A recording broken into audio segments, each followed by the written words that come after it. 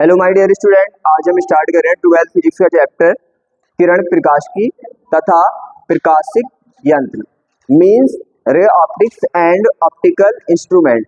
तो क्या है, यहाँ पे हमने जितने भी क्वेश्चन लिए एकदम परफेक्ट तरीके से एनालाइज के बाद दिए।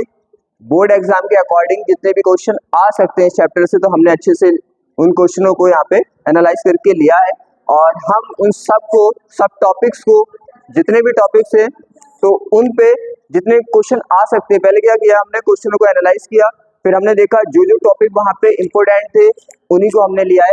तो बोर्ड एग्जाम में क्या होगा, यहाँ से आउट पेपर नहीं जाएगा, तो हम क्या करेंगे, अच्छे से एक एक पॉइंट को समझकर सब टॉपिक को क्लियर करेंगे। तो अब हम स्टार्ट करते हैं।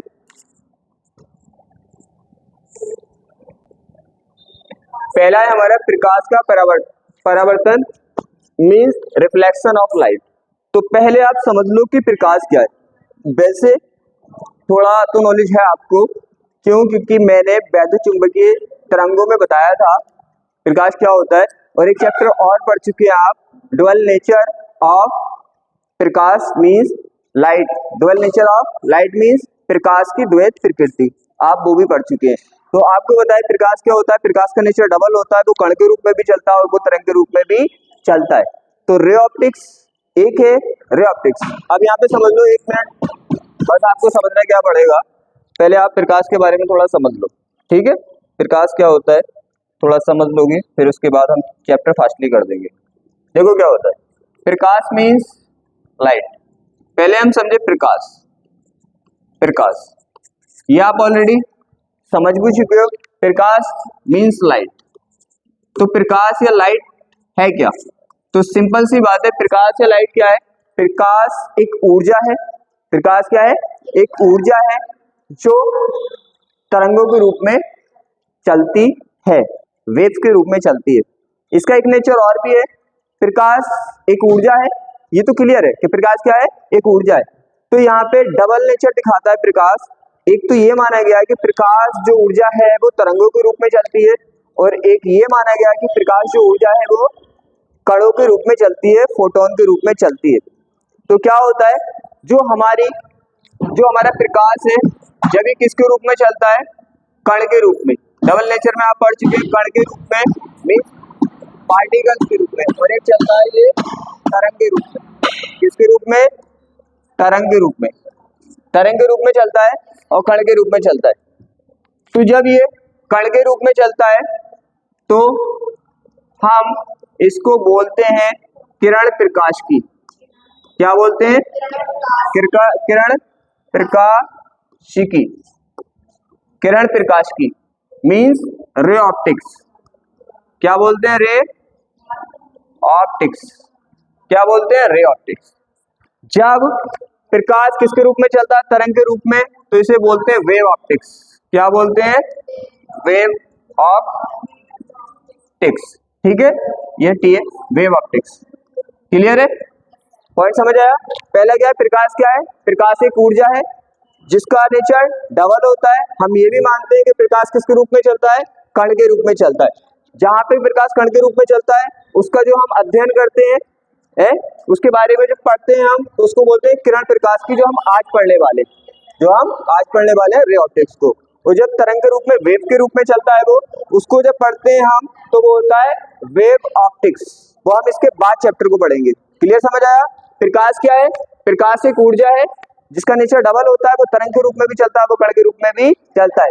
और जब ये क्या होता है, कण के रूप में चलता है तो इसकी स्पीड बहुत होती है। तो ऐसा मानते हैं कि प्रकाश क्या होता है, एक किरण के रूप में चलता है, सीधी रेखा के रूप में चलता है, सीधी लाइन में चलता है। क्लियर, क्योंकि ये समझना जरूरी था। समझ आ गया ना प्रकाश क्या होता है। प्रकाश क्या है, एक ऊर्जा है जो दो रूपों में चलता है। क्या, एक कण के रूप में और एक तरंग के रूप में। जिसमें कण के रूप में चलता है उसका जो हम अध्ययन करते हैं, जो पढ़ते हैं उसके बारे में, उसको बोलते हैं किरण प्रकाश की, रे ऑप्टिक्स। जहाँ पे तरंग के रूप में चलता है उसको बोलते हैं वेव ऑप्टिक्स। और मैंने एक पॉइंट और बताया, जब ये कण के रूप में चलता है तो बहुत फास्टली चलता है। तो ऐसा लगता है कि प्रकाश एक किरण के रूप में चल रहा है, सीधी रेखा के रूप में चल रहा है। बस इतना ही काफी है, ठीक है। अब आते हैं हम अपने टॉपिक पे। देखो पहला क्या है, पहला है हमारा प्रकाश का परावर्तन। रिफ्लेक्शन का मीन समझो आप। रिफ्लेक्शन क्या होता है, हमारे पास एक सरफेस है, एक पृष्ठ है, देखो क्या है, हमारे पास एक क्या है, एक पृष्ठ है और इस पे क्या है, पॉलिश है, इस पे पॉलिश है। और आपको पता है जब पॉलिश होगा इस पर तो इससे प्रकाश बाहर नहीं निकल सकता, पार नहीं जा सकता, राइट। क्या किया हमने, आपको यहाँ पे पता है प्रकाश किस फॉर्म में चलेगा, किस रूप में चलेगा, किरण के रूप में, एक सीधी रेखा के रूप में, एक किरण के रूप में चलेगा। क्योंकि मैंने अभी बताया था जब वो कण के रूप में चलता है उसकी स्पीड इतनी फास्ट होती है कि ऐसे लगता है वो एक किरण के रूप में चल रहा है, सीधी रेखा के रूप में चल रहा है। तो यहाँ पे हम एक किरण के रूप में पढ़ने वाले हैं, रे के रूप में पढ़ने वाले। क्या होगा, यहाँ पे प्रकाश आया, प्रकाश यहाँ पे आया और यहाँ पे क्या हुआ, टच हुआ यहाँ पे, और फिर क्या होगा आपको पता है ये अपारदर्शी है। अपारदर्शी मीन्स पारदर्शी नहीं, पार नहीं हो सकता। तो क्या होगा, ये बैक इसमें ही वापस चला जाएगा। अब यहाँ पे क्या होता है, हमने इसको मान लिया माध्यम, क्या माना हमने, ये भी हमारे पास एक माध्यम है, मीडियम है, और ये भी हमारे पास क्या है, एक माध्यम है, मीडियम है। क्लियर है, ये भी माध्यम मीडियम है, ये भी माध्यम मीडियम है। इसे हमने फर्स्ट मान लिया, इसे क्या मान लिया हमने, फर्स्ट मीडियम मान लिया, इसे हमने सेकंड मीडियम मान लिया। मीडियम तो आपको पता है जो तरंग के चारों ओर होगा उसे मीडियम बोलते हैं। अगर एयर वायु होगी तो उसका मीडियम क्या हुआ, माध्यम, वायु हुआ। अगर वो ग्लांस में चल रही है तो उसके चारों तरफ क्या है, ग्लांस है, तो ग्लांस उसका माध्यम हुआ। माध्यम का मीन जनरल भाषा में बोले तो जरिया, जिसे अपने चलने का माध्यम क्या है, जरिया क्या है, सड़क। तो मीडियम का मीन्स जिसके जरिए हम काम करते हैं, जो हमारे चारों तरफ है, सिंपल भाषा में समझ सकते हैं। तो ये हमारी क्या आ रही है, किरण आ रही है, इसके चारों तरफ जो भी है वो क्या है, इसका माध्यम है जिसमें ये चल रही है। यहाँ तक समझ आ गया। ये हमारे पास दो माध्यम है, तो इस माध्यम से तो कोई लेना देना है नहीं क्योंकि इसमें तो ये गई नहीं गई। क्या हुई है, बैक उसी माध्यम में वापस चली गई जिस माध्यम में, जिस मीडियम में ये आई थी। देखो इसी मीडियम में आई थी और इसी मीडियम में वापस चली गई। यहाँ तक समझ आता है, तो सिंपल सी बात है, ठीक है। जहां पे ये टच होती है यहाँ पे एक सीधी लाइन बना देते हैं हम, एक सीधी लाइन बना देते हैं जिसको बोलते हैं अभिलंब। क्या बोलते हैं हम, अभिलंब। अभिलंब हो गया। ये आने वाली किरण देखो नाम से मैच करिए, आने वाली किरण आपतित किरण। कैसी है ये, आपतित किरण। देखो समझ के पढ़ोगे तब समझ आएगा। ये क्या हमारी आपतित किरण, इसका हुआ है परावर्तन, तो ये हो गई परावर्तित किरण। क्या हो गई, परावर्तित किरण, परावर्तित किरण हो गई। अब यहाँ पे जो ये एंगल बनाती है इस अभिलंब के साथ आने वाली किरण, उसको बोलते हैं हम आई। और ये जाने वाली किरण जो बनाती है यहाँ पे रे बनाती है, इसको बोलते हैं हम आर। इसको बोलते हैं हम आई एंड आर। बात समझ आई। क्या किया हमने, एक सरफेस लिया जो जिसपे पॉलिश है, इस पे रेज किरण बाहर पार नहीं जा सकती। मीडियम का मीन्स आपको पता है, मीडियम का मीन्स जिसमें ये चल रही है वो इसका मीडियम होगा। एक रेज आई, किरण आई और इस पे सरफेस पे पृष्ठ पे टकराई और वापस उसी माध्यम में चली गई, तो इसी को क्या बोलते हैं हम, प्रकाश का परावर्तन। मीन्स प्रकाश का परावर्तन मीन्स रिफ्लेक्शन ऑफ लाइट, यही होता है। देखो क्या होता है यहाँ पे, देखो जब प्रकाश की किरण क्या होती है, किसी सतह से टकराकर उसी माध्यम में लौटती है, तो इसे क्या बोलते हैं, प्रकाश का परावर्तन कहते हैं। सिंपल सी बात है, आएगी पृष्ठ से टकराएगी वापस उसी माध्यम में चली जाएगी, इसे प्रकाश का परावर्तन कहते हैं। पहला पॉइंट समझ आ गया, सिंपल सा है। अब यहाँ पे देखो क्या, परावर्तन समझ आ गया? क्या होता है परावर्तन में? प्रकाश की किरण आती है, फिर से टकराती है, बैक उसी माध्यम में चली जाती है, इसको प्रकाश का परावर्तन कहते हैं, मींस रिफ्लेक्शन ऑफ लाइट होता है। तो क्या वैन रे ऑफ लाइट क्या होगी? A surface and return to the same medium is called the reflection of light. अब यहाँ पे इसके क्या पढ़ेंगे हम? परावर्तन के नियम, लॉ ऑफ रिफ्लेक्शन। अब यहाँ पे क्या है, यहाँ पे आप समझो कि यहाँ पे होता है हमारा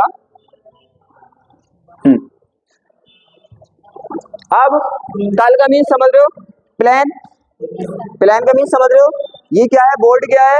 एक प्लेन है, एक तल है, एक तल है ना। अब हमने क्या बनाया था? हमने बनाया था इस तरह से, देखो हमने क्या बनाया था, एक 90 एंगल पे बनाया था इस तरह से, ये ऐसे था और ये ऐसे था, ये आई था, ये एंगल आर था, ये किरणें थी, ये आ रही थी, ये वापस जा रही। यहाँ तक समझ आ गया? ये किरण क्या है? ये आ रही है और ये जा रही है। अब यहाँ पे समझो आप, प्लेन का मीन्स होता है हमारा तल, ये तल है। तो आप मुझे बताओ, क्या ये आपको हम एक ही प्लेन पे नहीं बना पा रहे? एक ही प्लेन पे तो है, बोर्ड क्या है हमारा? एक प्लेन है, एक तल है। तो ये तीनों किस पे दिख रहे हैं आपको? एक ही तल पे दिख रहे हैं ना, कोई अलग तल ऐसा थोड़ी है। अगर ये अलग तल पे होते तो क्या हम इसे एक तल पे बना पाते? नहीं ना। तो ये एक ही तल पे होते, एक ही प्लेन पे है। देखो सीधी सी बात है, आपको दिख रहा है ना, ये क्या है हमारे पास? एक प्लेन है और तीनों इसी प्लेन में है ना। तो पहली लाइन क्या है? देखो, आपतित किरण आने वाली, परावर्तित किरण जाने वाली, और अभिलंब, अभिलंब सभी एक तल में होते हैं। किरण नहीं है यहाँ पे, किरण का क्या मतलब? अभिलंब क्या होता है? आपतित किरण और परावर्तित किरण, अभिलंब क्या है? सभी एक ही तल में है, एक ही प्लेन में है, पहला। दूसरा देखो क्या है, क्या है यहाँ पे? इंसिडेंट रे है एंड रिफ्लेक्टेड रे, एंड क्या? नॉर्मल। नॉर्मल क्या है हमारा? नॉर्मल, और क्या है? इन द सेम प्लेन, एक ही प्लेन में है। आगे देखो,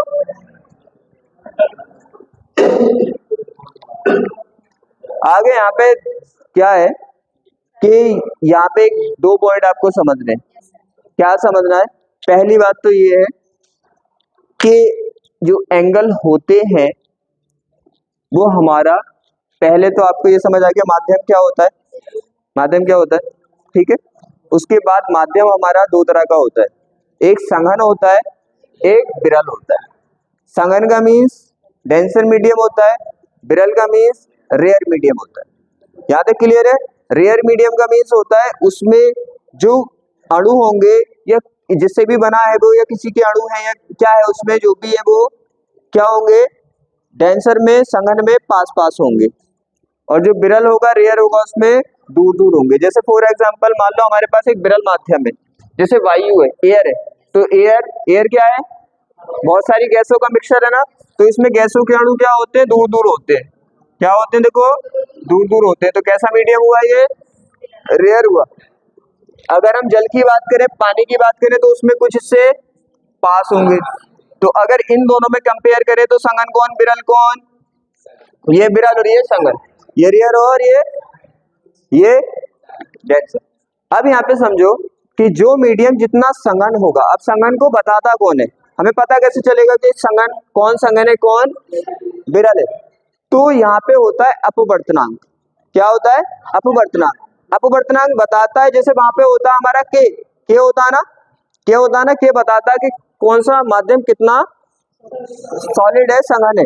यहाँ पे बताता है एन अपवर्तनांक। एन जितना ज्यादा होगा वो माध्यम इतना ही संघन होगा, एन जितना कम होगा वो माध्यम इतना ही विरल होगा।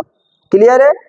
अब यहाँ पे देखो, आपको ये समझना है, यहाँ पे जो एंगल होता है, एंगल जो होता है, चाहे वो आई है चाहे वो आर है, इसके अपवर्तनांक के उल्टा होता है। अपवर्तनांक क्या होता है? देखो, पढ़ाने के लिए मैं डायरेक्ट बोल देता कि यहाँ पे दोनों एक ही तल में होते हैं और ये आई और आर बराबर होते हैं, लेकिन आप याद कैसे करते? तो ये क्या होता है? इसका उल्टा होता है। उल्टा होता है तो इसका मीन जिसका एन ज्यादा होगा उसका कोण एंगल कम होगा, और जिसका एन कम होगा उसका एंगल ज्यादा होगा। अगर दोनों का एन सेम हुआ तो दोनों का एन सेम हुआ तो एंगल सेम होगा। बात समझ आ रही है? हमारे पास दो मीडियम है, दो माध्यम है, जिसका एन ज्यादा होगा उसका एंगल कम होगा और जिसका एन कम होगा उसका एंगल ज्यादा होगा। और अगर एन मींस अपवर्तनांक सेम हुआ तो एंगल सेम होगा। अब मुझे ये बताओ, ये भी क्या है? यही मीडियम है और ये भी क्या है? यही मीडियम है। मीडियम क्या है? सेम है। मीडियम क्या है? सेम है। तो ये हमारा आई और आर का मान भी क्या होगा? सेम होगा। तो बात समझ आई? ये अपवर्तन में भी काम करेगा, हमारा पूरे चैप्टर में ही काम करेगा, ध्यान रखना। एंगल क्या होता है? अपवर्तनांक का उल्टा होता है। जिसका एन सेम होगा तो एंगल भी सेम होगा, एन ज्यादा होगा तो एंगल कम होगा, एन कम होगा तो एंगल ज्यादा होगा। अब यहाँ पे क्या बोला देखो, परावर्तन कोण आपतन कोण के बराबर होता है। दोनों एंगल क्या होंगे? ये बराबर होंगे। मींस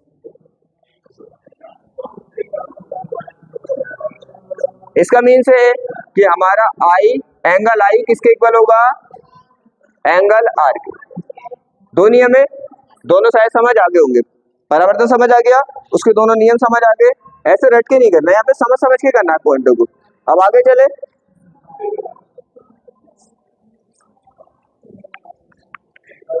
आगे देखो क्या है। अब आता है हमारा वक्रता त्रिज्या तथा फोकस दूरी में संबंध। तो क्या होता है? वक्रता त्रिज्या और फोकस दूरी में संबंध किसकी बात चल रही है? दर्पण की। किसकी बात चल रही है? दर्पण की बात चल रही है।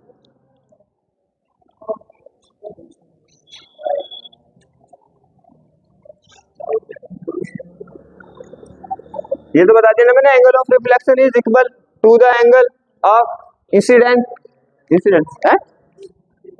अब देखो यहाँ पे देखो क्या होता है। फोकस, हमारे पास दर्पण है, तो छोटा सा दर्पण का मिरर का आप समझ लो मिरर होते कैसे। मिरर क्या होते हैं? एक हमारे, आपने सबने देखा है, एक हमारे पास सरफेस होता है, एक पृष्ठ होता है। एक क्या होता है हमारे पास? पृष्ठ होता है, उस पर हम पॉलिश कर देते हैं तो वो मिरर बन जाता है। मिरर बन जाता है। अब मिरर कितने टाइप के होते हैं? तीन टाइप के होते हैं। एक तो आपने देखा होगा प्लेन होता है, बिल्कुल प्लेन होता है। एक हल्का इस तरह से फोल्ड होता है, एक इस तरह से हल्का फोल्ड होता है। तो इस तरह के तीन मिरर होते हैं। कितने तरह के मिरर होते हैं? तीन। जिस साइड से पॉलिश है उस साइड से देखते हो कि दूसरी साइड से देखते हो? दूसरी साइड से। हाँ, ये हो गया। तीन तरह के मिरर हो गए हमारे। ये समतल है, प्लेन है बिल्कुल। ये अवतल मीन्स दबा हुआ, उत्तल मीन्स उठा हुआ। ठीक है, हम उसे आ रहे ना, उठा हुआ उत्तल, और अवतल मीन्स अंदर दबा हुआ अवतल होता है, और प्लेन जो होता है ये समतल होता है। सम मीन्स बिल्कुल, इसका जो तल होगा प्लेन होगा, बिल्कुल सेम होगा। यहाँ पे देखो बात चल रही है त्रिज्या की। त्रिज्या की मीन्स ये किससे बने होंगे? ये पृष्ठ किससे बने होंगे?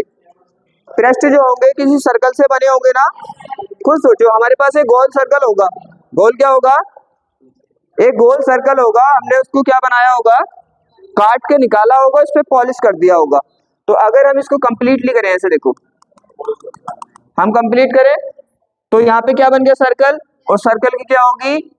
रेडियस होगी। तो अगर ये सर्कल में रेडियस होती है तो हम इसे बोलते हैं त्रिज्या। लेकिन अगर ये दर्पण में आ गई तो बोलेंगे वक्रता त्रिज्या। वक्रता त्रिज्या का मीन्स यहाँ पे दर्पण की रेडियस, त्रिज्या क्या है? यहाँ पे मिरर की रेडियस क्या है? अब इसकी रेडियस क्या आएगी? इसकी रेडियस भी आपको पता है आर, बट डिफरेंट क्या है? इसकी इस साइड आएगी, इसकी इस साइड आएगी। पॉजिटिव निगेटिव आपको पता है।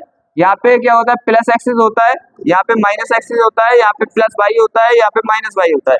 आपको पता है यहाँ पे जब इसको रखोगे आप तो इसकी किस साइड आ रही है? इस साइड आ रही है। इस साइड आ रही है तो मीन्स माइनस में जाएगी इसकी। जब इसे इस साइड रखोगे तो इसकी प्लस जाएगी, समतल की जीरो होती है। तो इसने यही पूछा है कि इनकी जो वक्रता त्रिज्याएं हैं उनमें क्या रिलेशन है। फोकस दूरी का मीन्स, फोकस का मीन्स होता है जो किरणें आती हैं, रे आती हैं, उनको ये एक जगह मिला देते हैं। एक जगह क्या करते हैं? मिला देते हैं। उसी को बोलते हैं हम फोकस दूरी। जैसे मान लो यहाँ पे आई, यहाँ पे क्या है? ये किरणें आई, ये क्या? किरणें आई, और किरणें यहाँ पे इसने, यहाँ पे सब किरणें इसने मिला दी। तो इससे दर्पण से, मिरर से, और ये दूरी जो होगी क्या होगी? फोकस दूरी। दो तरह की होती है, आपको पता है ना? नहीं पता तो समझ लो, दो तरह की होती है। एक तो जहां से जाने के बाद किरणें क्या हो जाए, जहां से जाने के बाद किरणें बिल्कुल सीधी हो जाए, उसे कहते हैं हम क्या, प्रथम फोकस दूरी। और जहां से सीधी किरणें आके मिलती है उसे क्या बोलते हैं, द्वितीय फोकस दूरी। तो इसने यही पूछा है कि फोकस दूरी में क्या रिलेशन है। देखो अगर मैं यहाँ पे रेडियस नहीं बताता तो फोकस दूरी पता नहीं चलती, फोकस दूरी का रिवाइज हो गया, फोकस दूरी क्या होती है। यहाँ पे किरणें आई, देखो ये क्या है, हमारी फोकस दूरी हो गई, तो इसे बोलते हैं हम द्वितीय फोकस दूरी। कौन सी, द्वितीय फोकस दूरी। और एक क्या है, जैसे मान लो यहाँ पे ये रखा हुआ है ना, और इससे यहाँ पे कोई पॉइंट है, कोई बिंदु वस्तु है, उससे किरणें जा रही है, जाने के बाद ये इससे क्या होगी, परावर्तित होकर सीधी हो गई ना, सीधी हो गई, तो ये होती है द्वितीय फोकस दूरी। इसका मीन्स सीधी आने वाली किरणें जहाँ पे ये फोकस कर देगा, मिला देगा, वो द्वितीय फोकस दूरी। जहाँ से पॉइंट से चलने वाली किरणें सीधी हो जाए उसे प्रथम फोकस दूरी। अभी इसने इसमें रिलेशन पूछा है, तो सीधी सी बात है, इसमें रिलेशन क्या होता है, दर्पण की फोकस दूरी क्या होती है, वक्रता त्रिज्या की आधी होती है, हाफ होती है। क्या होगा, फोकल लेंथ क्या होती है, of the mirror is half of the radius of, मतलब इसकी रेडियस की आधी होती है। क्या देखो, फोकस दूरी क्या होगी, एफ क्या होगा, हाफ होगा आर का। क्या होती है ये, आर की हाफ होती है। आगे चले, क्या होती है, हाफ। एफ ये एफ होता है, ऐसा मेरा वैसे ही होता है। अब आता है देखो रेखीय आवर्धन, इसका मीन्स क्या होता है, इसका मीन्स ये होता है, मीन्स लाइनर मैग्निफिकेशन।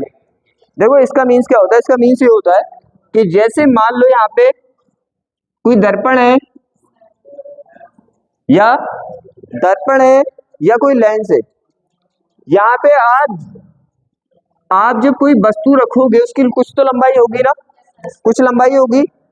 तो ये जो दर्पण या लेंस होते हैं, इसका जो प्रतिबिंब बनाएंगे वो इसके बराबर भी बना सकते हैं, इससे छोटा भी बना सकते हैं, इससे बड़ा भी बना सकते हैं। जैसे मान लो 5 फीट की वस्तु है, तो प्रतिबिंब 5 फीट का भी बना सकते हैं, उससे बड़ा 6 फीट का भी बना सकते हैं। एक आइडिया बता रही हूँ मैं, मतलब एक एग्जांपल समझ में आ जाए, और छोटा 4 फीट का भी बना सकते हैं। तो इसे बोलते हैं हम आवर्धन। अब हम क्या है, रियल में वस्तु का जो हमारा था ऑब्जेक्ट था, उसकी लेंथ और किसकी लेंथ, जो इसने क्या बनाया, प्रतिबिंब बनाया, उसकी लेंथ का रेशियो जो होता है उसी को हम बोलते हैं आवर्धन। तो कैसा, रेखीय लाइनर मैग्निफिकेशन। यहाँ तक कोई दिक्कत, समझ आ गया ना। माना ये क्या था, 5 फीट का था, इसका बना दिया इसने 6 फीट का बना दिया। कितने का बना दिया, 6 फीट का बना दिया, 6 फीट का बन गया। ठीक है, जब 6 फीट का बन गया तो क्या हुआ भाई, हम अब इनका दोनों का क्या देखने वाले हैं, रेशियो देखने वाले हैं। उस रेशियो को ही क्या बोलते हैं, रेखीय आवर्धन। फोटो, प्रतिबिंब का मतलब समझ रहे हो, फोटो, जनरल भाषा में समझ लो को फोटो जो बनता है, तो प्रतिबिंब भी तो बनाते हैं। जैसे आप शीशा देखते हो तो आपके सेम कॉपी आ जाता है ना उसमें, वो क्या है आपका फोटो कॉपी, फोटो वही है, तो उसी बोलते हैं हम प्रतिबिंब। तो यहाँ पे दर्पण या लेंस क्या बनाते हैं, फोटो बनाते हैं, प्रतिबिंब बनाते हैं। वो प्रतिबिंब छोटा भी बना सकते हैं, बराबर भी बना सकते हैं और बड़ा भी बना सकते हैं। अब इन्हीं का जो रेशियो निकालेंगे हम, उसी को क्या बोलते हैं हमने, रेखीय आवर्धन। देखो यहाँ पे बोला किसी वस्तु के प्रतिबिंब की लंबाई, प्रतिबिंब की लंबाई ले लो और वस्तु की लंबाई के अनुपात को रेखीय आवर्धन कहते हैं, इसे एम से रिप्रेजेंट करते हैं। ठीक है, यहाँ पे क्या, the radius of the length of the image, image की लेंथ लेनी है आपको, ऑफ एन ऑब्जेक्ट, ऑब्जेक्ट जो बनाया है उसने, तो क्या करना है उसका, object to the length of the object is called linear magnification, it is present by M. यहाँ पे हाँ रेशियो है, मैं सोचा रेशियो लगाना भूल गया, है रेशियो, मतलब दोनों का क्या लेना है आपको, रेशियो लेना है। तो यहाँ पे देखो निकालने का फॉर्मूला क्या है हमारा, रेखीय आवर्धन निकालना है आपको। पहले लेंगे आप प्रतिबिंब की लंबाई, मींस ऑब्जेक्ट की लेंथ लेंगे, और नीचे क्या करेंगे उसे, ऑब्जेक्ट इमेज की, सॉरी। तो क्या होगा, पहले आप किसकी लेंथ लेंगे,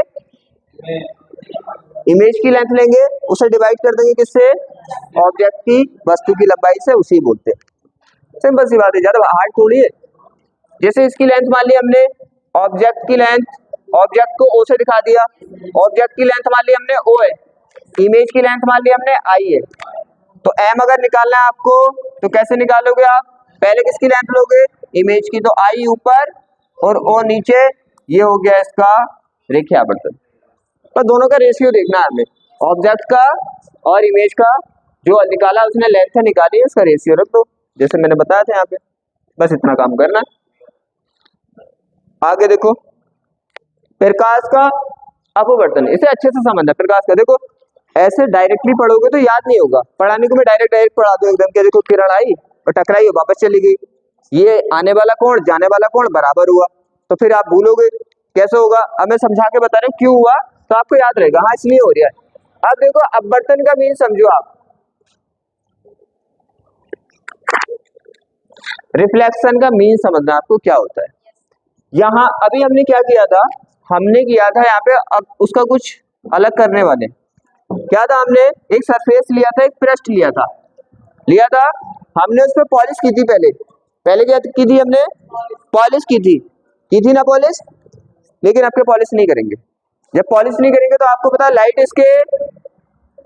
इसके आर पार चली जाएगी, जा सकती है ना। अब यहाँ पे देखो, अब क्या करेंगे हम, आपको पता है अभी बताया था, एक सीधी लाइन बना लेते हैं जिसे कहते हैं अभिलंब नॉर्मल, इसका जो 90 एंगल बनाता है। अब क्या होगा, अब इस सरफेस से ये अलग हो गया और ये अलग हो गया, तो ये अलग माध्यम और ये अलग माध्यम। इसे हमने क्या बोला, माध्यम, मीडियम कौन सा है हमारा, मीडियम फर्स्ट मान लिया इसको, मीडियम कौन सा मान लिया, फर्स्ट मान लिया, और इसको माध्यम मीडियम क्या मान लिया हमने, माध्यम सेकंड मान लिया, राइट। हमें दोनों मीडियम अलग अलग लेने पड़ेंगे, नहीं तो यहाँ पे अपवर्तन नहीं होगा, ये ध्यान रखना। हाँ, रिफ्लेक्शन नहीं होगा अगर माध्यम सेम हुए, रीजन भी बताऊंगा क्यों नहीं होगा। तो दोनों माध्यमों में क्या लेने पड़ेंगे, मीडियम अलग अलग लेने पड़ेंगे, यहाँ तक किसी को दिक्कत। अब क्या होगा, देखो एक रे इस तरह से आएगी, आई रे, अब इसे जाना कहाँ पे चाहिए था, अगर अब ऐसे जाना चाहिए था, अगर ये कहीं भी नहीं भटकती तो कहाँ पे जाती, नहीं भटकती तो यहीं पे जाती ना, इस तरह से जाती। अब ये क्या होती है, यहाँ पे नहीं जाती। जैसे आप सीधे जा रहे हो तो अपने रास्ते से भटक जाओ, या तो आप रास्ते से इधर हो जाओ या रास्ते से इधर हो जाओ, तो रास्ते से तो अलग ही हो गए ना, तो ये किरण या तो इधर हो जाएगी या फिर इधर हो जाएगी। ये डिपेंड करता है कि किस मीडियम से किस मीडियम में रे जा रही है। बात समझ आई, अपने रास्ते से तो भटकेगी लेकिन दूर होगी, अभिलंब के नॉर्मल के पास आएगी, ऐसे दूर जाएगी। ये डिसाइड कैसे होगा, अब देखो कैसे होगा डिसाइड, कि हमने पढ़ा था कि यहाँ पे कोण एंगल जो होता है, क्या होता है, एंगल जो होता है वो अपवर्तनांक का क्या होता है, उल्टा होता है। मींस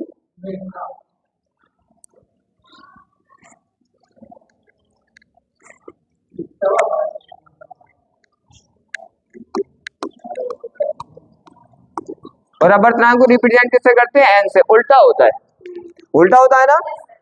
अब क्या होगा, मान लो ये है हमारा संगन माध्यम, क्या मान ले, संगन माध्यम। कैसा संगन माध्यम है, डेंसर मीडियम, संगन माध्यम है, डेंसर मीडियम। इसका अपवर्तनांक हमने क्या मान लिया, अरे माध्यम फर्स्ट है, आपको पता है अपवर्तनांक को किससे दिखाते हैं, एन से, तो जब फर्स्ट है तो n1 दिखा दिया, इसका आप दिखा दो n2, इसे संगन माना,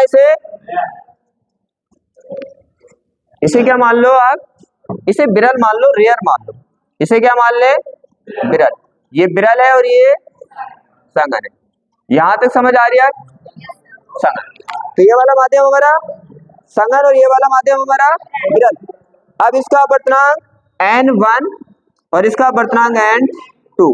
अभी मैंने बताया था डेंसर जो मीडियम होता है उसका अपवर्तनांक ज्यादा होता है और जो रेयर मीडियम होता है उसका अपवर्तनांक कम होता है। मींस विरल माध्यम का अपवर्तनांक कम रहेगा, डेंसर मीडियम का अपवर्तनांक ज्यादा रहेगा। तो बताओ मुझे से इसमें N1 बड़ा होगा या N2 ज्यादा होगा? N1 ज्यादा होगा, सीधी सी बात है, क्योंकि संघन का ज्यादा होता है। अभी मैंने एक पॉइंट बताया है आपको, देखो जिसका अपवर्तनांक क्या होगा, ज्यादा होगा, उसका एंगल कम होगा, उल्टा है, इनवर्सली प्रोपोर्शनल है, व्युत्क्रमानुपाती है, होगा ना। अब ये किरण अगर यहाँ पे आई तो इसने एंगल हमने माना कि आई बनाया, कितना बनाया, आने वाली आई बनाती है, ये हो गया। अब मुझे बताओ ये देखो हटी क्यों, ये अपने रास्ते से हटी क्यों? उसका रीजन ये है, उसका रीजन ये है कि जो यहाँ पे एंगल है, जो यहाँ पे एंगल है, अगले जो मीडियम का माध्यम का जो अपवर्तनांक है वो पहले माध्यम से क्या है, कम है। तो एंगल क्या होगा, एंगल पहले वाले से ज्यादा होना चाहिए। तो ये ज्यादा करने के लिए दूर हटेगी, ज्यादा करने के लिए दूर हटेगी, समझ आया? हटती क्यों है, ज्यादा करने के लिए। तो सीधी सी बात है, ये याद रखना, ये याद रखना, पहले वाले माध्यम से क्या होगा, इस तरह से हटेगी। तो ये क्या चली गई, क्यों हटी है? क्योंकि इसे पहले वाले माध्यम से एंगल ज्यादा करना है। क्लियर?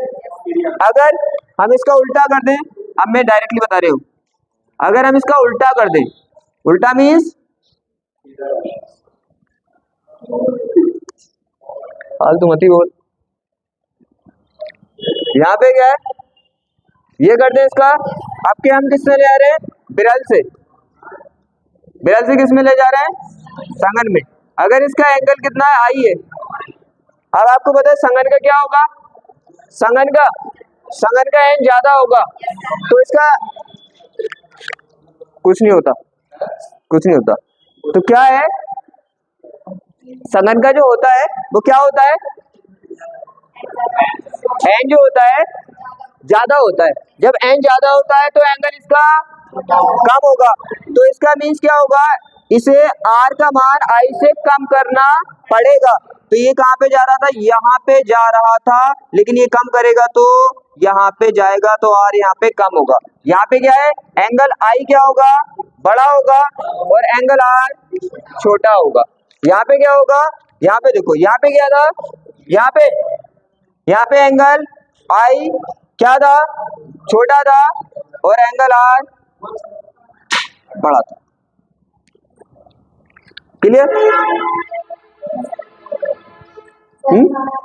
यहाँ पे आई बड़ा है भाई, यहाँ पे आई बड़ा है, ग्रेटर देन आई है, ग्रेटर देन क्या है, यहाँ पे ग्रेटर देन आई है, और यहाँ पे ग्रेटर देन आर है।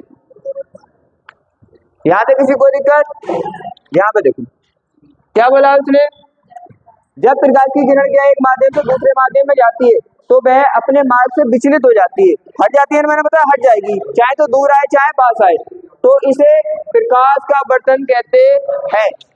क्या होगा, when ray of light travel क्या from a medium to another, दे क्या होगी, यहाँ पे हो जाएगी डी, डिवाइड हो जाएगी from there path, this is called क्या, रिफ्लेक्शन ऑफ लाइट, इसे रिफ्लेक्शन ऑफ लाइट बोलते हैं। शायद सबके समझ आ गया होगा।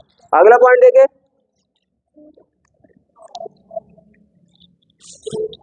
ये तो समझ आ गया, किसके नियम थे ये, नियम बोल रहे हम क्या था, अपवर्तन। अब आता है इसका नियम क्या है, यहाँ पे देखो इसके नियम क्या है। पहला तो आपतित किरण थी, आने वाली किरण, ये तो पता है ना आपको, जिसका अपवर्तन हुआ, अपवर्तित किरण अभिलंब, ये था ना, ये हमने अभिलंब बना लिया। और क्या था यहाँ पे, देखो ये तो, ये यहाँ पे भी, यहाँ पे लिखा नहीं क्या मैंने, ये है ना, तो ये आने वाली किरण आपतित किरण, जिसका अपवर्तन हुआ अपवर्तित किरण, जैसे वहां पे थी आने वाली आपतित किरण, जिसका परावर्तन हुआ परिवर्तित किरण, तो आपतित किरण अपवर्तित किरण। यहाँ पे देखो,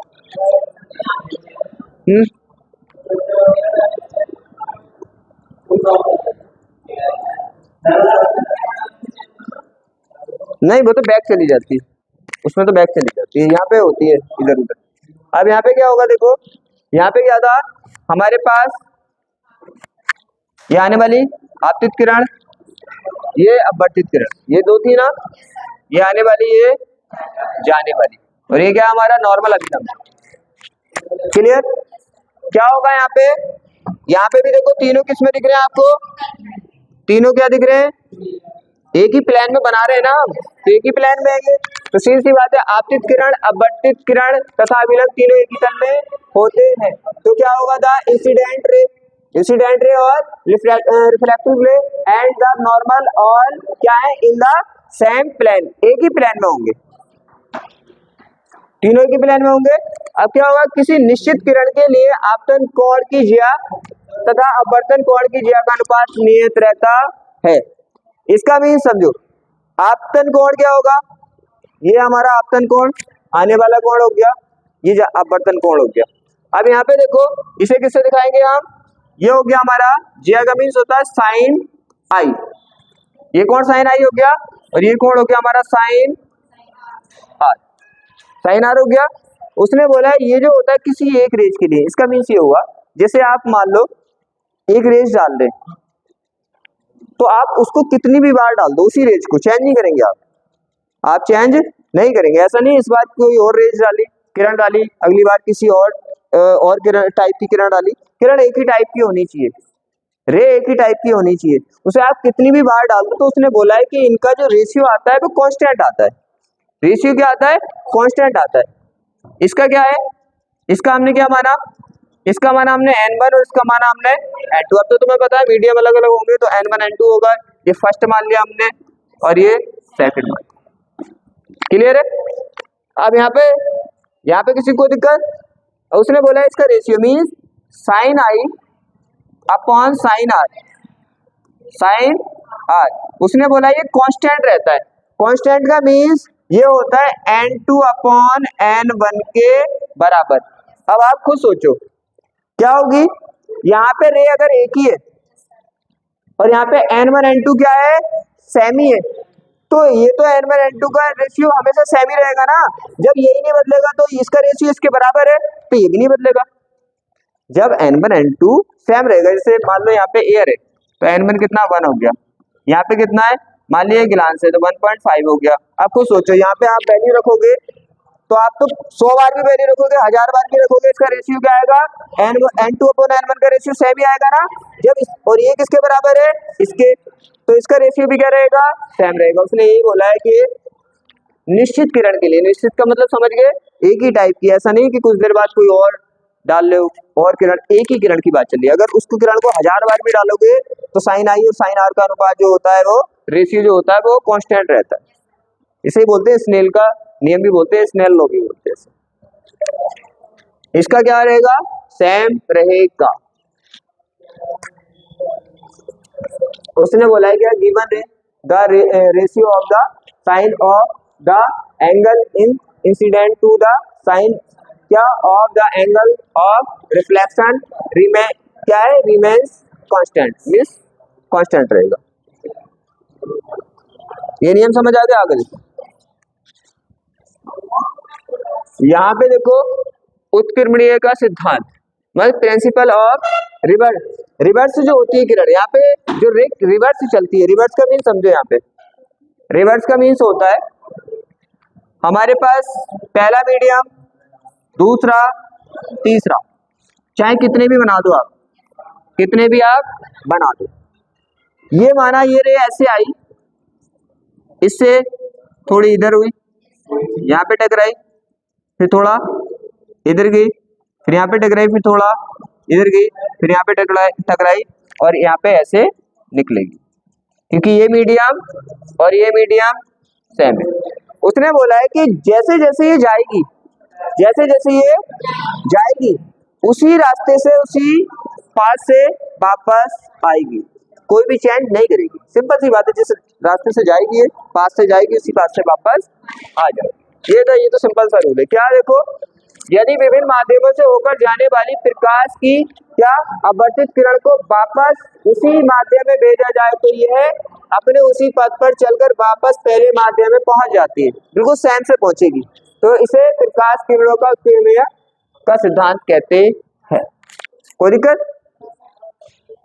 यहाँ पे क्या है? यहाँ पे भी यही दे रखा है, the reflected ray of light क्या passing through different medium is sent back to the same medium, then it follow क्या the same path and reached back to the first medium. This is called the क्या principle of reversibility of light ray. Same आएगी। आगे देखो, अब आता है हमारा, ये तो समझ आ गया, ये तो सिंपल ही था, जिस पास से जाएगी उसी पास से वापस आएगी। आगे देखो, अब आ जाए क्रांतिक कोण। क्या हमारा क्रिटिकल एंगल, क्रिटिकल एंगल होता क्या है? क्रिटिकल एंगल क्या होता है? क्रिटिकल एंगल का मीन्स होता है क्या? लेकिन क्रिटिकल एंगल तभी बनता है जब आपको रे कहां से भेजनी है। क्या अगर यहाँ पे क्या होगा, ये हमारे पास मीडियम है, क्रांतिक कोण का मीन्स क्या होता है? अभी आपने देखा, एक पॉइंट तो आपने सीख लिया, एक तो सीखा है ना, एन आई क्या एंगल, और एन क्या होते हैं? इनवर्सली प्रोपोर्शनल होते हैं, मीन्स उल्टे होते हैं, एक दूसरे के उल्टे होते हैं ना। अब यहाँ पे एक और समझना आपको कि यहाँ पे हमारा आई एंगल और आर एंगल क्या होगा? अनुक्रमानुपाती होंगे, डायरेक्टली प्रोपोर्शनल होंगे। इसका मतलब अगर हमने आई को बढ़ाया तो आर भी बढ़ेगा, आई को घटाया तो आर भी घटेगा। ये बात ध्यान रखना, राइट। ये तभी हो सकता है क्रांतिक कोण। क्रांतिक कोण का मीन्स समझो क्या होता है। क्रांतिक कोण का मीन्स होता है, हमने एक रेज ली इस तरह से डाली तो कुछ तो उसने क्या बनाया होगा, लेकिन कंडीशन है ये संगन माध्यम लेना पड़ेगा। क्या? संगन माध्यम, लेंसर मीडियम लेना पड़ेगा। मैंने 1000 बार बोला था, ये बोला नहीं था? कितनी बार बोला था? और यहाँ पे ये विरल माध्यम, विरल माध्यम का means rare medium, denser medium और रेयर मीडियम ले लिया हमने। ये काम तभी हो सकता है जब संगन टू विरल जाए। कहाँ जाए? संगन टू विरल।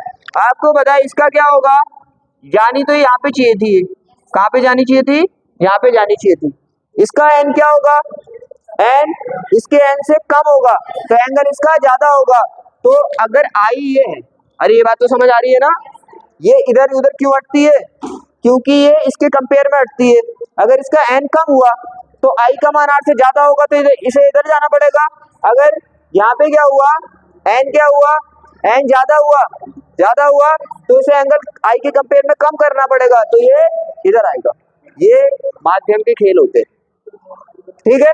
यहाँ पे विरल है तो क्या होगा आपको पता है, आर ज्यादा होना चाहिए। यहाँ पे ज्यादा करने के लिए ये इधर जाए, ये आर ज्यादा होगा ना।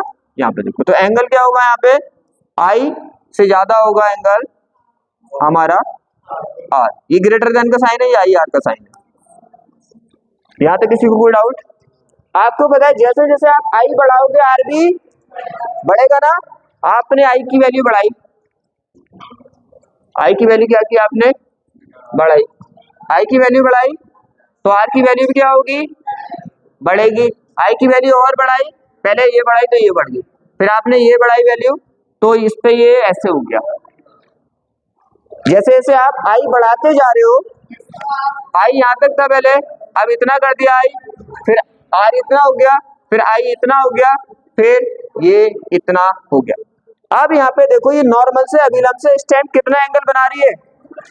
कितना एंगल बना रही है? 90। कितना एंगल बना रही है? देखो 90 बना रही है।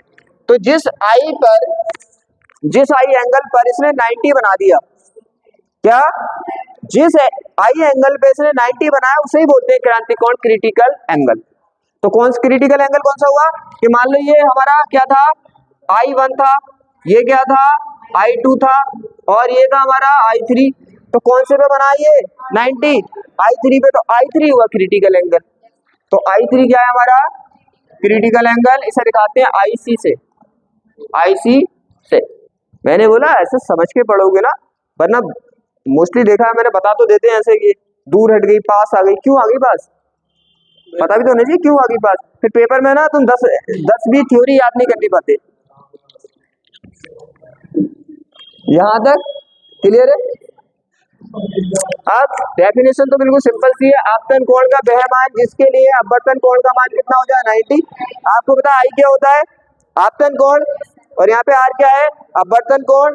तो क्या आपतन कोण का वह मान जिसपे अपवर्तन कोण का मान कितना हो जाए 90 हो जाए, तो उसको क्या बोलते हैं, क्रांतिक कोण कहते हैं। The value of the angle of incidence for which the value of angle the reflection is 90 degree is called the critical angle. समझ तो आ रही है ना, सिंपल सिंपल सी चीज है, कोशिश मेरी पूरी है समझाने की। कभी कभी ये पूछ लेता है क्रांतिक कोण, इसकी शायद कुछ क्रांतिक कोण के, हाँ पूर्ण, ठीक है। कभी कभी यहाँ पे एक वो पूछ लेता है, फॉर्मूला टाइप पूछ लेता है, फॉर्मूला टाइप। ये तो पता हो गया कि क्रांतिक कोण कब हो सकता है, क्रांतिक कोण कब हो सकता है, जब कहाँ पे जाए, डेंसर मीडियम से रेयर मीडियम में जानी चाहिए, मीन सघन माध्यम से विरल माध्यम में अगर जाएगी तभी 90 बन सकता है। खुद सोचो, नई बात समझ आइए। देखना, अगर आप क्या करते, यहाँ पे आप विरल माध्यम लेते, यहाँ पे सघन लेते, तो भैया रेतो और पास आती 90 का 0 बन जाता, कुछ देर बाद 0 बन जाता ना। हाँ तो ये नहीं समझ आया, देखो ऐसे ये है ना, तो ये हमने ले लिया विरल, अब ये सघन है, तो जानी यहाँ चाहिए थी, ये तो और पास आएगी ना, हमें बनाना है 90, ये और पास आएगी तो बिल्कुल इस पे जाने लगेगी, फिर 0 हो जाएगा।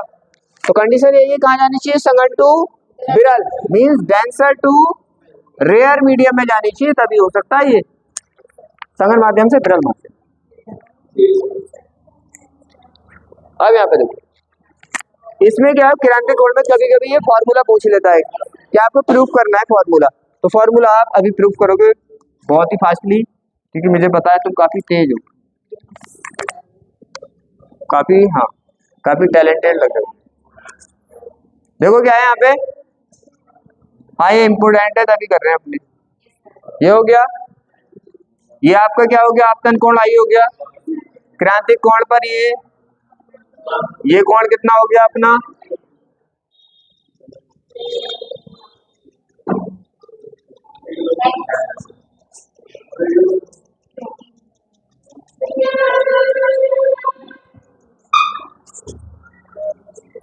यहाँ पे देखो ये कितना हो गया था हमारा, ये कितना हो गया था, 90 नहीं हो गया था, तो यहाँ पे 90, आर कितना हो गया हमारा 90 हो गया।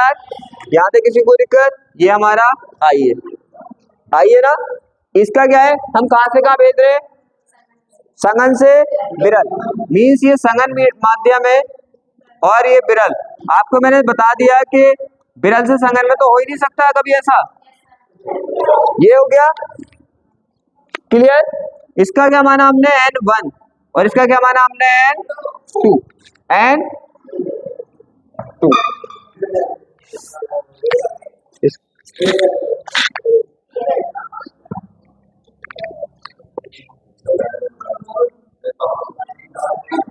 ये हो गया। अब देखो स्नेल का नियम लगाना है आपको, क्या लगाना है, स्नेल के नियम से क्या होता है, स्नेल का नियम sine I upon sine R होगा, sine I upon sine R होगा।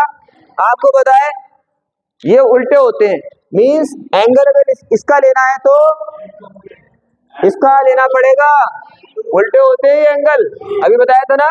अगर आप ऊपर वाले का ले रहे हैं पहले तो अपवर्तनांक नीचे वाले का लेना पड़ेगा, तो n2 लेना पड़ेगा अपॉन n1।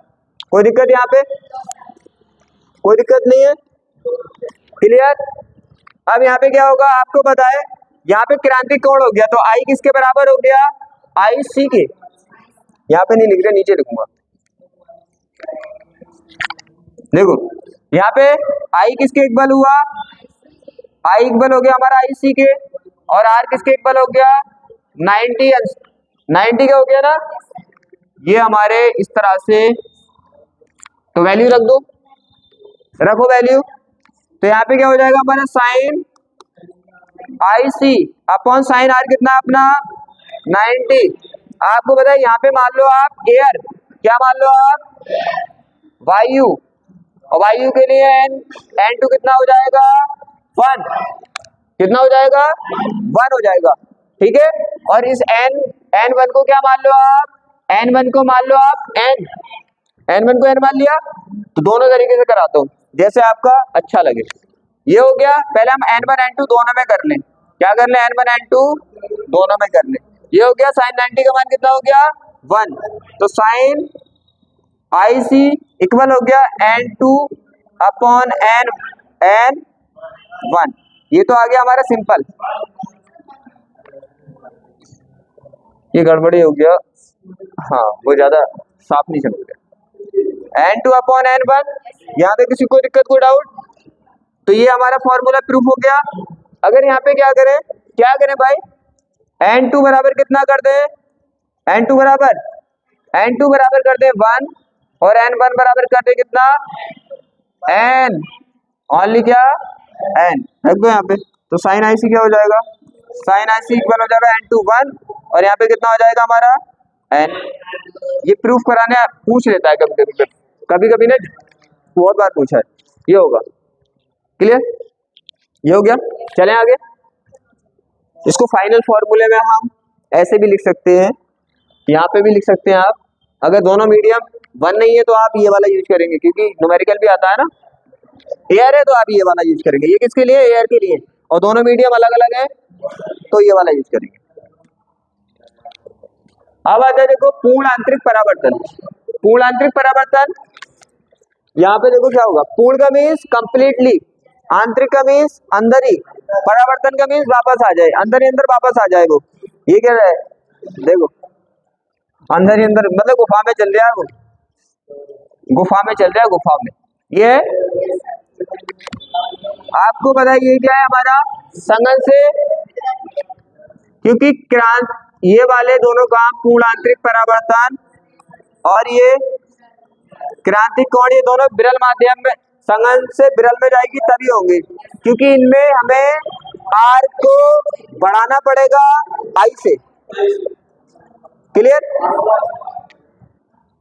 देखो यहाँ पे, अब यहाँ पे देखो क्या होगा, आपके पास IC था, क्या था आपके पास IC था, तो IC पे कहाँ पे गई थी, IC पे कहाँ पे, उल्टी बना दी मैंने, ये IC पे कहाँ पे गई थी, ये 90 पे गई थी, कहाँ पे गई थी, तो हमारा R कितना था। अब आपने माइंड से खुद सोचो कि I R क्या होते हैं, एक दूसरे के डायरेक्टली प्रोपोर्शनल। अगर मैं I और बढ़ा दूं, I का मान और बढ़ा दूं तो R का मान तो और बढ़ जाएगा, तो फिर ये किरण कहाँ पे जाने लगेगी बताना मुझे, वापस इसी में नहीं चली जाएगी। अब मैंने थोड़ा और बढ़ा दिया इसको, I को थोड़ा और बढ़ा दिया, अब यहाँ से डाल दिया हूं मैं, तो क्या होगा R भी थोड़ा और बढ़ेगा। अब ये तो वापस होगी ना, तो क्या हुआ, क्रांतिक कोण से अगर थोड़ा कोण बढ़ा दिया तो ये क्या होगी, वापस उसी माध्यम में चली गई। हालांकि यहाँ पे परावर्तन थोड़ी कर रहे थे, अब बर्तन में भी परावर्तन कर दिया, तभी बोल दिया है पूर्ण आंतरिक परावर्तन। परावर्तन तो हो रही है लेकिन अंदर ही अंदर अजीब अजीब जुगाड़ से करा है इनने परावर्तन, तो यहाँ पे हो गया कुल मिला के। समझ आया क्या होता है, बस ये याद होना चाहिए कि I और R दोनों एक दूसरे के अनुपाती होते हैं, डायरेक्टली प्रोपोर्शनल होते हैं। I को बढ़ाओगे तो R भी बढ़ेगा, I को घटाओगे R भी घटेगा। दोनों क्वेश्चन इसी पे थे, ठीक है। जब बढ़ाना है, जब R को बढ़ाना है तो क्या लोगे, संगन से विरल में, जब I को बढ़ाना है तो विरल से संगन में। देखो यहाँ पे तो सिंपल सी बात है, क्या है देखो, पूर्ण आंतरिक परिवर्तन क्या है, टोटल इंटरनल रिफ्लेक्शन। क्या होता है टोटल इंटरनल रिफ्लेक्शन, यदि आपतन कोण का मान क्रांतिक कोण के मान से अधिक हो तो क्या होगा, प्रकाश दूसरे माध्यम में जाने के बजाय क्या होगा, उसी माध्यम में वापस लौट आता है। ये तो कर रहे, तो थ्योरी लिखना क्या है, फिजिक्स और केमिस्ट्री की थ्योरी क्या लिखनी होती है, जो आप यहाँ पे करते हो ना वही लिखते हो, जो यहाँ पे करा है हमने वही लिखा है। तो क्या बोलते हैं, इसे घटना को प्रकाश का पूर्ण आंतरिक परावर्तन कहते हैं। क्लियर, चले आगे, सिंपल सी बात है।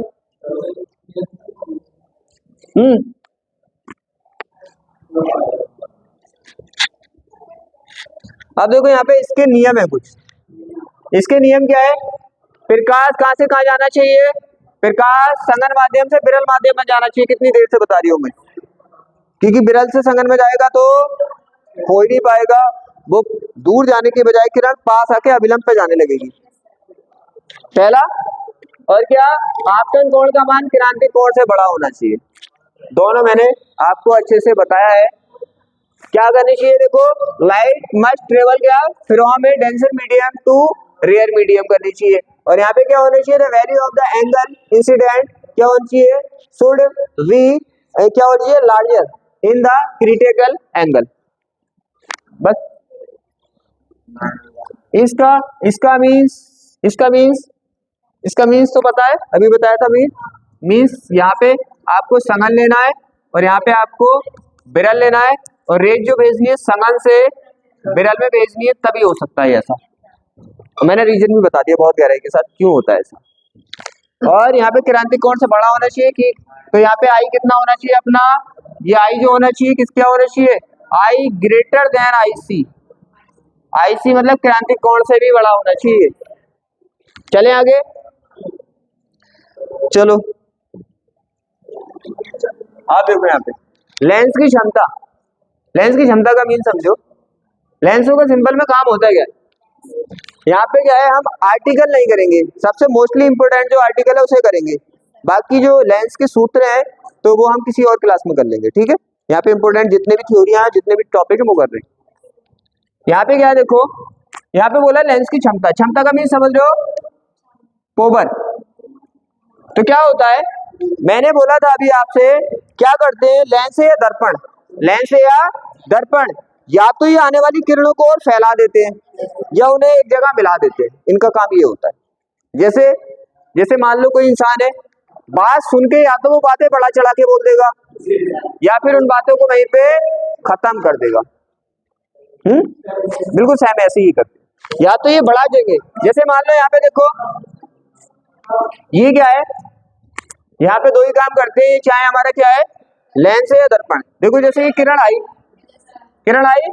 तो ये यहाँ पे जानी चाहिए थी, यहाँ पे जानी चाहिए थी, इसने यहाँ पे मिला दी। तो देखो इसने क्या किया, किरणों को सुकोड़ दिया ना। तो मैंने बोला ना कि बातें ज्यादा होती हैं तो उसे बातें कम करके खत्म कर देते हैं। बहुत से ऐसे इंसान होते हैं, उसमें कहिए देखो किरणें तो यहाँ जानी चाहिए थी, इसने मिला दी, कम कर दी इनके बीच की दूरी। और जहां पे मिलाते हैं, फोकस करते हैं, जहां पे फोकस करके एक जगह मिलाते हैं उसे बोलते हैं फोकस दूरी। ये यहां से यहां तक फोकस दूरी हो गई। तो ये आपको समझ आया। अब इसने मिलाया किससे होगा? क्यों मोड़ पा रही है ये? अगर लेंस इस तरह का हुआ, इस तरह का हुआ, तो ये क्या करेगा? ये फैलाने वाला है। ये क्या करने वाला है? बातों को फैलाने वाला। जानी किरण यहाँ पे चाहिए थी, इसने फैला के और चार बातें बना के जो जोड़ के बता देते हैं, वो वाला है, ठीक है। तो इनका काम यही होता है, दर्पण है या लेंस या तो किरणों को फैला देंगे या किरणों को, अब किससे लेकिन, अरे इसमें इसे सुकोड़ने की क्षमता थी, पावर थी, तभी तो सुकोड़ पाया इसे। इसमें इसे किरणों को फैलाने की क्षमता थी, तभी तो फैला पाया। उसी को बोलते हैं इसकी पावर,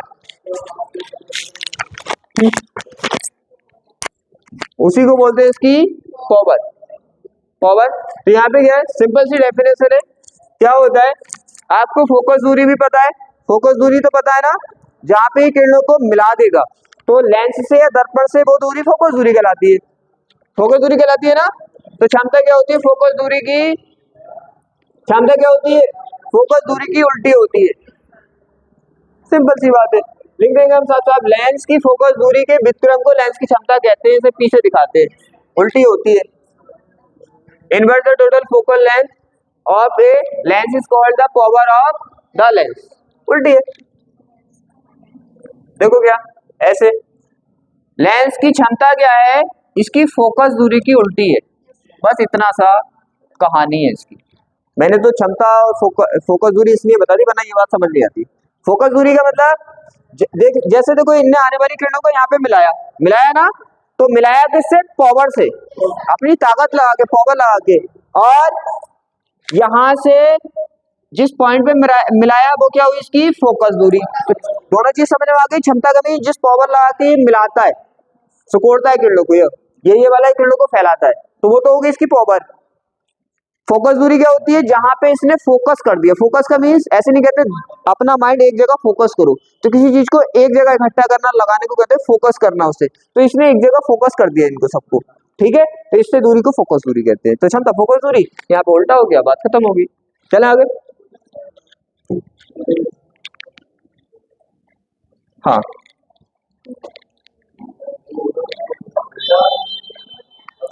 देखो क्या है, अब यहाँ पे बड़ा इम्पोर्टेंट है, ये इम्पोर्टेंट है, यहाँ से आने के चांस, इससे तो कुछ ना कुछ आएगा, कुछ ना कुछ का मतलब या तो न्यूमेरिकल आता है या इसका आर्टिकल आता है। देखो यहाँ पे क्या होगा, प्रिज्म को समझ लो, प्रिज्म को समझ लो। आपने देखा है क्या होता है, जिसका एग्जांपल दूं मैं,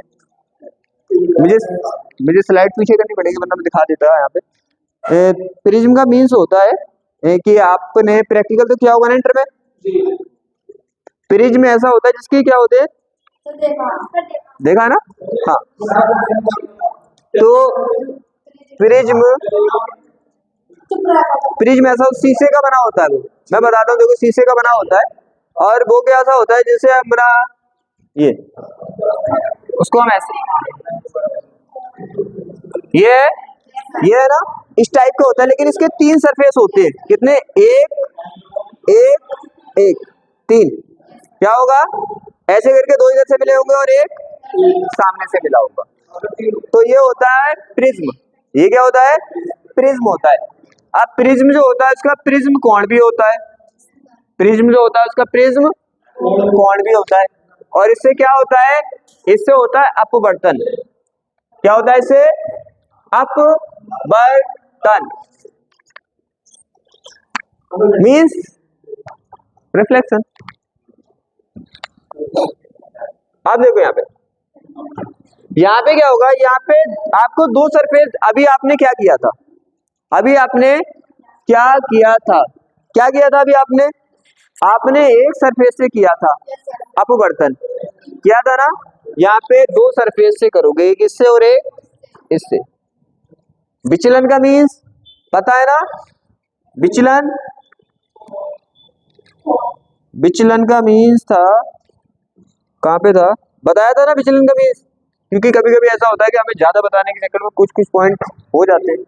जैसे ये किरण यहाँ पे जानी चाहिए थी, कहाँ पे जानी चाहिए थी, यहाँ पे गई, कहाँ पे, यहाँ पे, तो अपने मार्ग से कितनी हट गई, इतनी हट गई ना, इसी को बोलते हैं विचलन कोण।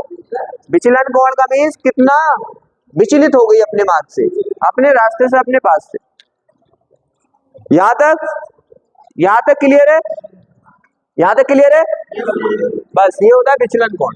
और यहाँ पे 2 विचलन देखने पड़ेंगे हमें भाई। यहाँ पे एक ही विचलन था ना, यहाँ पे एक ही विचलन था,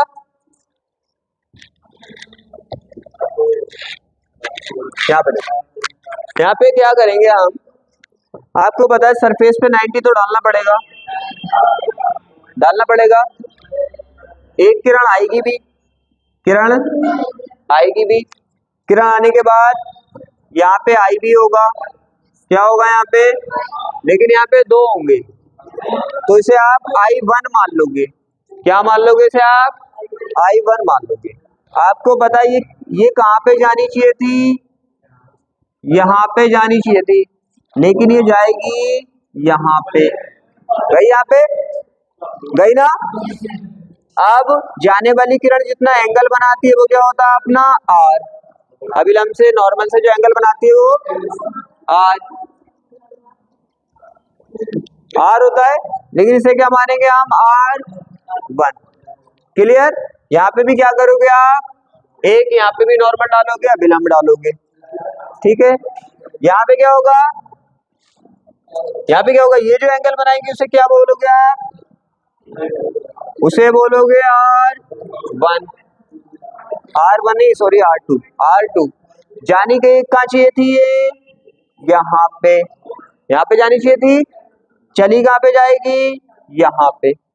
ये जो इससे एंगल बनाएगा क्या उसे क्या बोलोगे? I2 क्या बोलोगे? I2 क्या बोलोगे इसे? I2 right. तो इस तरह से हमारा प्रिज्म किरणों को दोनों पृष्ठ से हमारा अपवर्तन करता है। तो देखो यहाँ पे जो विचलन है, यहाँ पे विचलन देखो, विचलन देखो कितना है,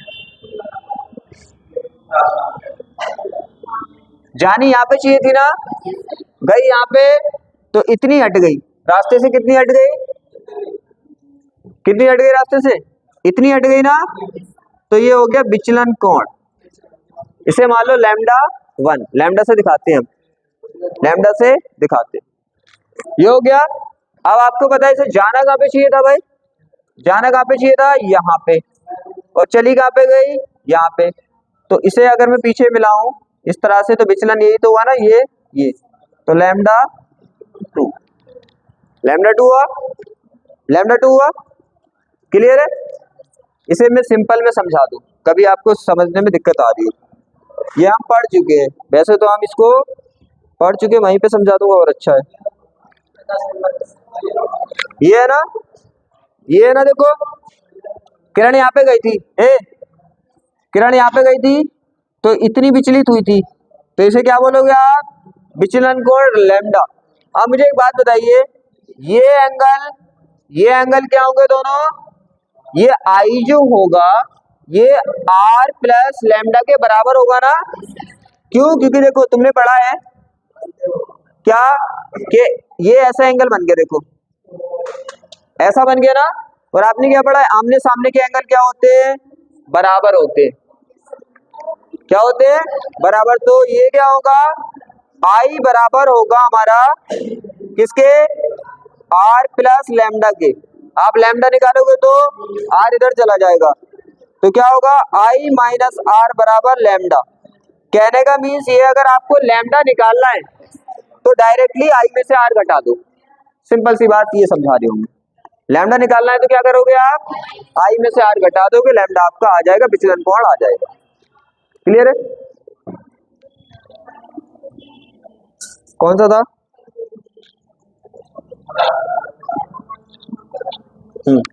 ये हो गया। अब आपको समझ आ गया। यहाँ पे अगर मैं विचलन निकालूं तो कितना आएगा? λ1 बराबर क्या आएगा? आपको पता है i में से r घटाना होगा ना, तो I1 माइनस R1। यहाँ पे लैम्डा निकालोगे तो I2 माइनस के R। मैंने सिंपल लैंग्वेज बताई, यहाँ पे बनाइए बहुत लंबा हो जाता है। अब करना क्या, देखो अब सिंपल सी लैंग्वेज आपको लिख देनी है। क्या? देखो माना कि ABC, इसको नाम क्या रख दिया हमने? यहाँ पे A बना दिया, और ध्यान से समझना बहुत इंपॉर्टेंट है ये। यहाँ पे A बनाया, यहाँ पे B बनाया, यहाँ पे C, तो इसका नाम क्या हो गया? ABC। तो क्या है? माना कि ABC प्रिज्म है, प्रिज्म का क्या अपवर्तन कोण A है, ये अपवर्तन कोण है। प्रथम पृष्ठ पर आपतन और अपवर्तन कोण कितने? I1 R1। प्रथम पृष्ठ पर I1 R1 है, तथा क्या है?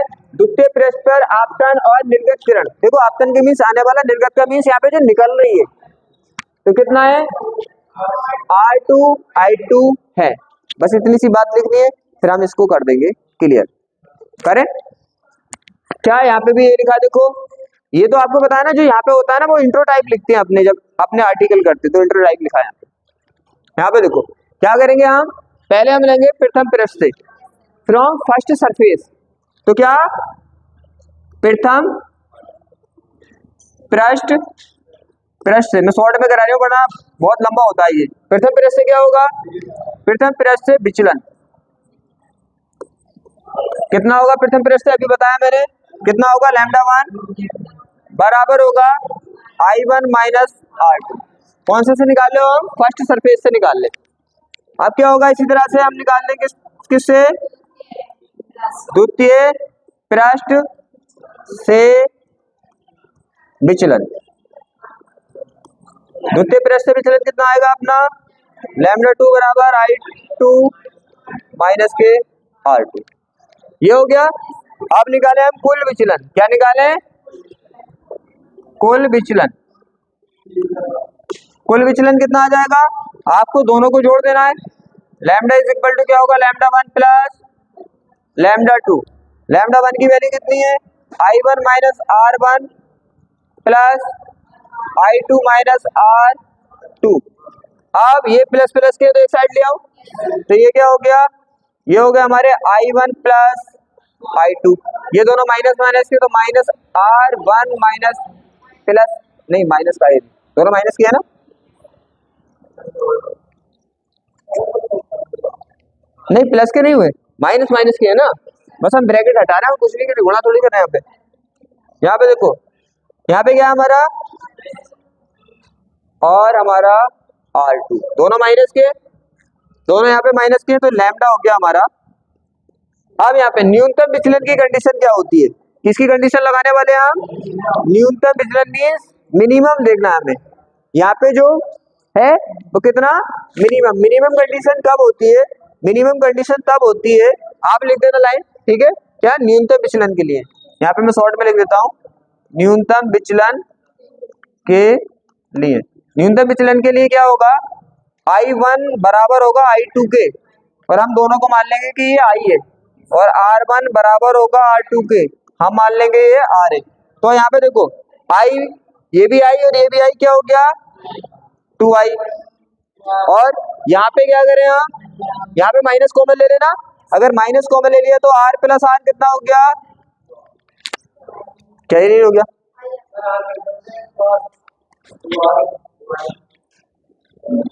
इसका मतलब तुम समझदार हो गए।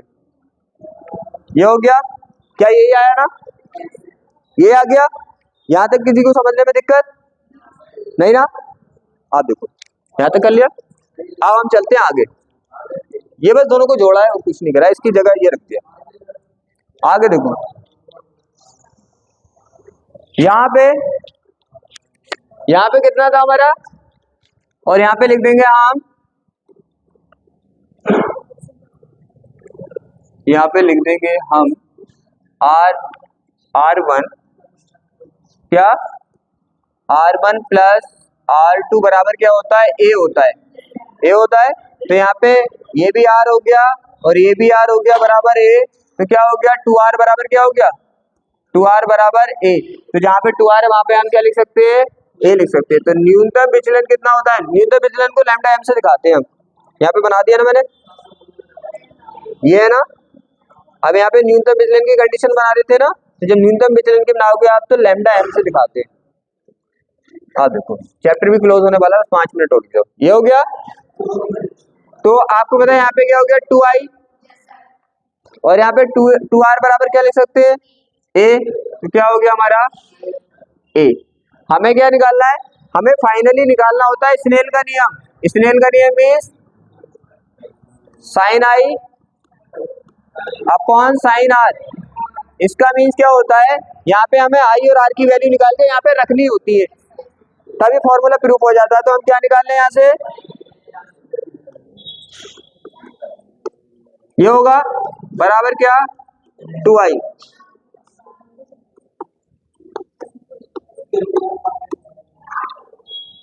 एक नंबर का ना आता है,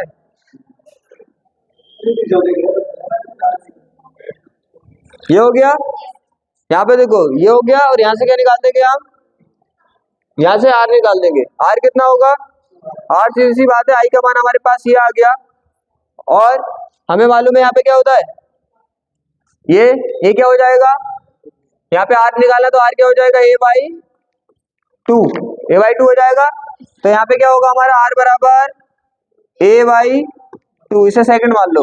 अब दोनों को क्या कर दो, वैल्यू यहाँ पे रख दो।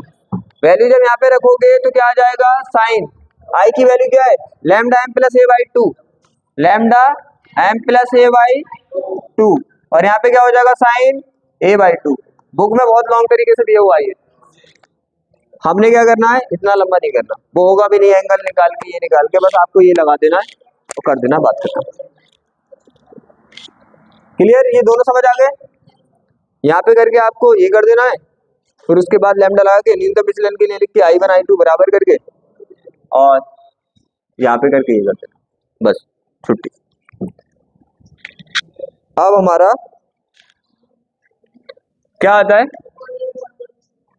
एक आता है हमारा बर्ड विक्षेपण। बर्ड विक्षेपण का मीन समझो, मैंने बर्ड विक्षेपण पे कर दिया, खाली स्लाइड नहीं थी ना, खाली स्लाइड नहीं थी तो बर्ड विक्षेपण पे कर दिया, कोई दिक्कत नहीं है। मैं बर्ड विक्षेपण को समझा देता हूँ, क्या साइड में समझा देता हूँ, स्लाइड खाली ना होती है ना तो मैं करना पड़ता है। तो यहाँ पे देखो, बर्ड विक्षेपण का मीन्स क्या होता है। बर्ड विक्षेपण का मीन्स होता है कि हमारे आगे जाना पड़ता, कई बार आगे पीछे जाना पड़ता है। ये हो गया हमारे पास क्या है, प्रिज्म। और आप जब इस पे लाइट डालोगे ना, तो पहली बात तो आपको बताइए यहाँ पे जानी चाहिए थी, और जहाँ पे जानी चाहिए थी वहां पे नहीं जाती है, वहां पे ये नहीं जाती है। क्लियर है?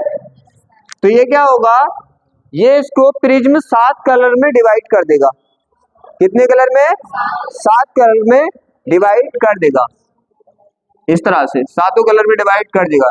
रॉय जी विप के अकॉर्डिंग, रॉय जी विप के अकॉर्डिंग बदल देगा। 1 2 3 4 5 6 7, 7 कलर में डिवाइड कर देता है, ये इसको बांट देता है। इसी को क्या बोलते हैं हम? इसी को बोलते हैं कैरेक्टर डिफ्लेक्शन, मीन्स वर्ड विक्षेपण। ये बिल्कुल सिंपल सी बात है। क्या है?